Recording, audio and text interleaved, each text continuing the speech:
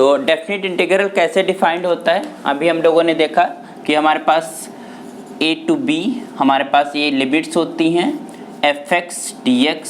तो जो fx का इंटीग्रेशन है, ठीक है, उसको लिखेंगे और उसके ऊपर हम ये लिमिट्स अप्लाई करते हैं। तो पहले अपर लिमिट अप्लाई होती है fb माइनस का fa। इसमें कांस्टेंट वगैरह ऐड करने की ज़रूरत नहीं, हमने देखा था कि कांस्टेंट हमारा नहीं आता, उसकी कोई मतलब है नहीं, ठीक है। तो this will be fb minus का fa, ठीक। ये this is called lower limit of integration, this is called upper limit, this is called definite integral.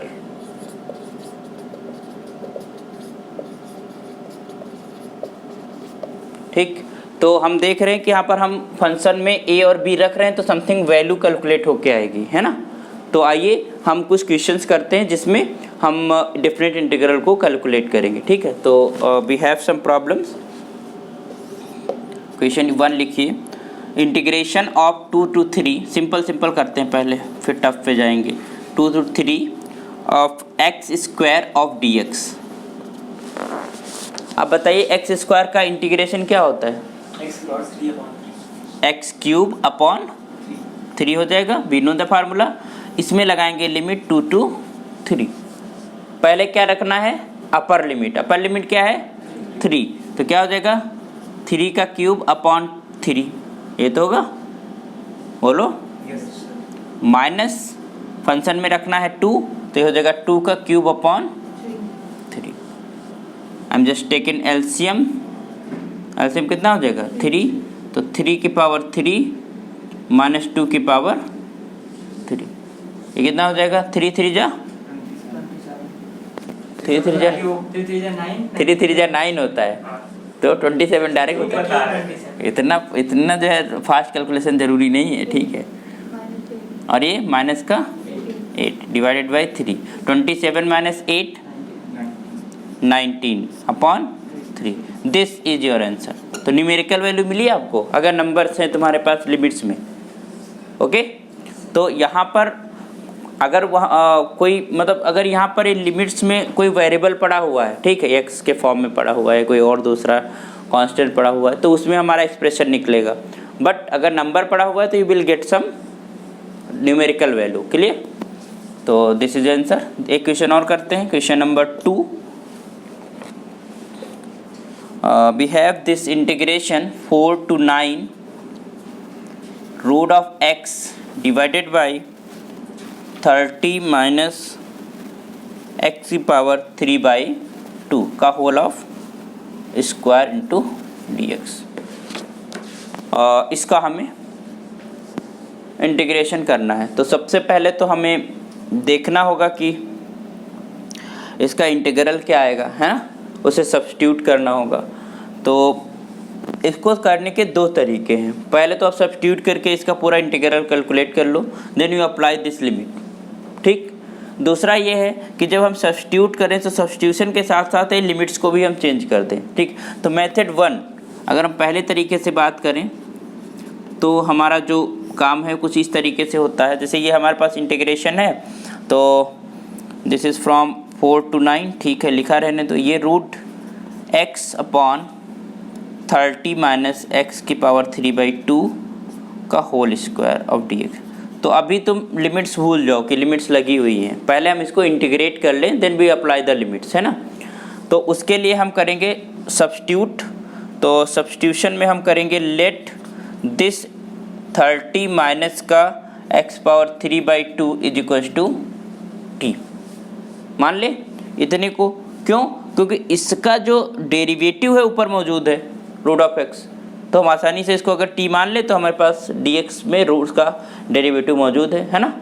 तो इसको जब डिफ्रेंशिएट करेंगे तो क्या मिलेगा? माइनस का 3/2, है ना, बोलो।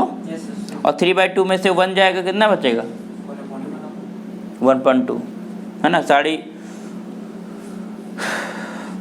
है ना, 3.5 नहीं, ये कितना 1.5 है ना, 3/2 1.5। तो यहाँ पर कितना हो जाएगा? x की पावर 1/2। यही dx is just equal to dt।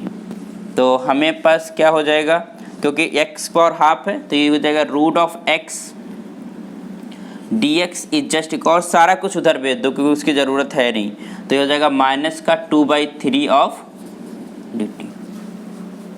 Got it. तो यहाँ पर हमारे पास क्या हो जाएगा एक्सप्रेशन। अब यहाँ पर लिमिट्स आप ना लिखिए थोड़ी देर के लिए, बाद में लिख लेंगे, ठीक है। यहाँ पर रूट ऑफ x और dx की जगह पर हो जाएगा माइनस का 2/3 ऑफ dt। ये सही है कैलकुलेशन, बोलो। सिंपली ये उधर हमने ट्रांसफ़र किया तो 2/3 हो जाएगा और अपॉन में हो जाएगा t²। ये ऊपर t भेज दो तो ये हो जाएगा तुम्हारे पास माइनस का 2/3 बाहर ले लो, यू कैन टेक। यहाँ पर t की पावर हो जाएगा माइनस का 2 ऑफ dt। इसमें लिमिट लगाओ तो क्या हो जाएगा -2/3 t की पावर -2 + 1 अपॉन -2 + 1, ठीक है। ओके, तो क्या आएगा यहाँ पर -2/3 t -1 अपॉन -1, माइनस तो प्लस हो जाएगा तो 2/3 और 1 अपॉन t। और t हम कितने के बराबर माना था, दिस वन था 30 - x⁴3/2। तो अब हमारे पास जो निकल के आएगी लिमिट, ये you can just say like this कि this is 2/3 1 upon 30 - x⁴3/2। Clear. अब जैसे हमने x रिप्लेस किया in the place of t, now you can put the limits. Limits क्या थी तुम्हारे पास 4 to 9। एक्चुअली हम जो ये लिमिट्स लिखी हुई हैं वो x पे लिखी हुई हैं, हमने सब्स्टिट्यूट किया था तो t पे किया है ना। तो पहले हम पूरा इंटीग्रेट कर लेंगे, इंटीग्रेट करके के बाद जो इंटीग्रेशन है वो टर्म x के टर्म में निकाल लेंगे, उसके बाद हम उस लिमिट को अप्लाई करेंगे। Got it. तो अब हम यहाँ लिमिट अप्लाई करते हैं, तो अपर लिमिट अप्लाई करते हैं तो 2/3 तो यहाँ पर है ही है, हमें से मतलब नहीं है। दिस इज 1 अपॉन 30 माइनस का 9⁵3/2। क्लियर। और फिर माइनस लगा देंगे 1 अपॉन 30 - 4⁵3/2। बोलो, आप लोग बोलते नहीं तो मुझे अच्छा नहीं लगता है, ठीक है, तो इसलिए बोला करो। अब बताइए 9, हम जिससे पूछेगा वो बताएगा, कैलकुलेट नहीं करना, बिना कैलकुलेट करके बताना है। बताइए विशाल, 9⁵3/2 कितना आएगा? 3⁵3 पूरा बोल देते 27 आएगा। ठीक है, तो 9⁵3/2 है ना। एक 1/2 का मतलब है रूट, है ना। तो रूट पहले निकाल लो तो छोटा नंबर हो जाएगा, तो 9 का रूट 3 और उसका पावर ये लगा दो। मतलब ये सब चीज़ें आपको माइंड में आनी चाहिए कैलकुलेशन। जैसे ये है 9 तो यहाँ पर 3/2 लिखा हुआ, you can write like this 1/2⁵3 और ये हो जाएगा √9 का मतलब 3⁵3, दैट विल बी 27। सिमिलरली यहाँ पर 2⁵3 हो जाएगा एंड ये 8 हो जाएगा, है ना। तो यू अगर कैलकुलेट करना है तो यू विल हैव 1/3 माइनस का 27 एंड माइनस का 1/30 माइनस का 8। Got it. तो you can just simplify it, this 2/3 and 1/3 and ये कितना बचेगा 1/22। 22 - 3 कितना होता है? ये हो जाएगा 22 माइनस का 3 डिवाइडेड बाई 22 3 जा 66। तो क्या आएगा वैल्यू निकल के 2/3 19/66। 2 से कैंसिल आउट कर सकते हैं, ये होगा ना 33 और इसको इससे मल्टीप्लाई कर सकते हैं तो 19/99। This is your answer. समझ में आया? ये तो पहला मेथड हुआ, अभी एक मेथड और है ना। तो एक मेथड ऊपर कर लेते हैं, उसके बाद आप इसको नोट करिएगा। क्लियर। ये तो तरीका था कि हमने हमने इस लिमिट को ध्यान नहीं रखा, उसको हमने बाद में रखा। हमने सबसे पहले इसको सब्स्टिट्यूट करा और सब्स्टिट्यूट करके हमने इंटीग्रेट करा, इंटीग्रेट करके रीसब्स्टिट्यूट करा इन टर्म्स ऑफ x, और जब टर्म्स ऑफ x निकल आया then we applied the limit, है ना। ये हमने यहाँ पर किया है, ठीक है। हम अब क्या करने वाले हैं कि हम सब्स्टिट्यूशन के साथ साथ लिमिट को भी चेंज करेंगे, और फिर हमारा जो सारा एक्सप्रेशन ऑफ t के फॉर्म में अब डायरेक्टली हमको रीसब्स्टिट्यूट नहीं करना पड़ेगा, ठीक। तो आइए उस मेथड को सीखते हैं। ये मिटा देना।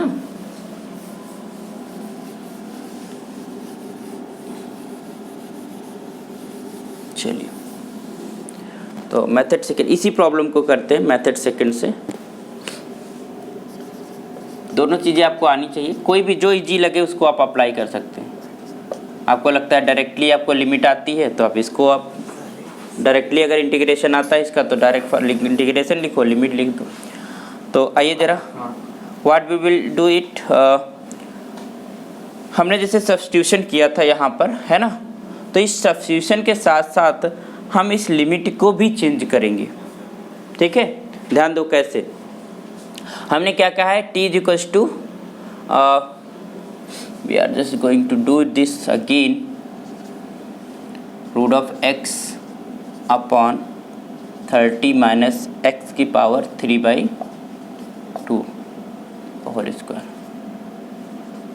एक चीज़ है समझो, यहाँ पर लिखो since t is equals to, हमने क्या माना है 30 माइनस का, इसको सब्स्टिट्यूट करके हमको क्या मिला था बताइए, लिमिट अभी नहीं लिखते हैं, ये मिला था, नहीं मिला था, माइनस का 2/3, यू कैन जस्ट से हियर माइनस 2/3 इंटीग्रेशन और 1/t² dt, ये आया था हमारे पास इतना, है ना।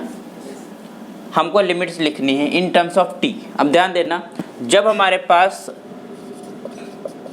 When x lower limit x is equals to क्या है 4, लोअर लिमिट क्या है x इज इक्वल्स टू 4, ठीक है। तो t क्या आ जाएगा तुम्हारे पास 30 माइनस, बोलो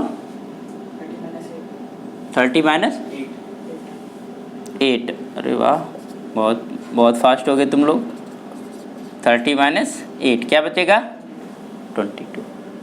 तो when x was 4 t will be 22, इसका मतलब लोअर लिमिट कितनी आ गई 22, ठीक। फिर हमारे पास when x is equals to upper limit 9, t क्या आ जाएगा 30 माइनस 27, इट मीन्स 3।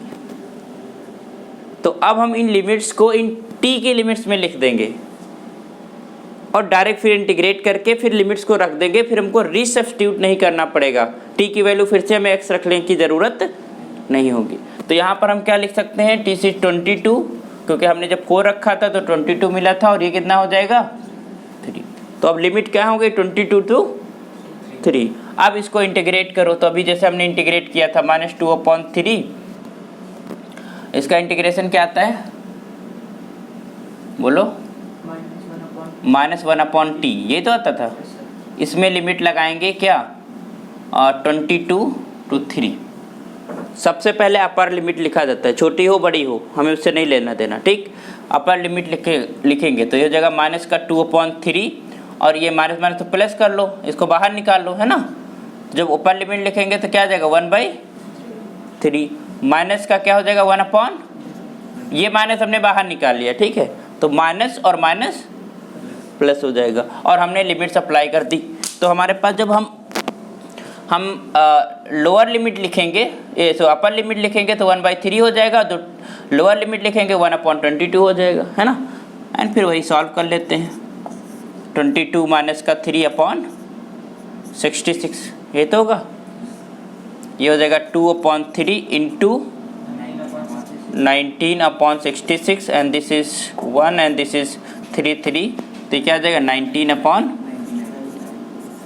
अब आप लोग बताइए कौन सा अच्छा है, ऊपर वाला, है ना, कम लाइनों में हो गया, ठीक। लेकिन ये तो करना, सब्स्टिट्यूशन तो इतना तो तुमको करना ही होगा ना, ये तो उसमें भी तुम्हें ये लाइन तो उसमें भी लिखना होगा जो सब्स्टिट्यूट कर रहे हैं। सब्स्टिट्यूट करने के बाद we calculate the limits in terms of T.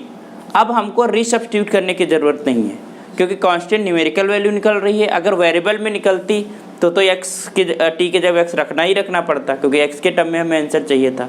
यहाँ पर नंबर्स निकल रहा है तो नंबर दोनों में सेम निकलेगा। ठीक है, तो हम बेसिकली कोशिश करेंगे हम इस मेथड को फॉलो करें, है ना, क्योंकि ये इजी भी है और टेक्निकली हमें ज़्यादा वर्क नहीं करना पड़ता है ना। समझ में आ गया? कर ले जाओगे तो हम जब सब्स्टिट्यूट करेंगे, कहीं सब्स्टिट्यूशन की बात आई और वहाँ पर हमारे पास डेफिनेट इंटीग्रल है तो उस सब्स्टिट्यूशन के दौरान हम लिमिट्स को भी चेंज कर लेंगे। ठीक है, और limit according to substitution change हो जाएंगी जो भी हमने माना। ठीक, सेम लिमिट नहीं बनी रहेगी। मतलब ये ना को कि जो टी में रख दिया वैल्यू अब लिमिट्स भी वही हैं और हम आपको कैलकुलेशन कर दे रहे हैं। ठीक, ये चीज़ ध्यान रखना, सेम लिमिट नहीं रहेगी। अकॉर्डिंग टू सब्स्टिट्यूशन जो भी सब्स्टिट्यूट किया है तुम्हारी लिमिट उसी के अकॉर्डिंग बदल जाएंगी। क्लियर? तो ओके, नोट डाउन कर लो। समझ आ गया ना सभी को? ठीक, तो हमारे पास दो ऑप्शन से करने के, किसी भी ऑप्शन से कर सकते हो बट ये थोड़ा लेंदी है, that is short enough. Okay.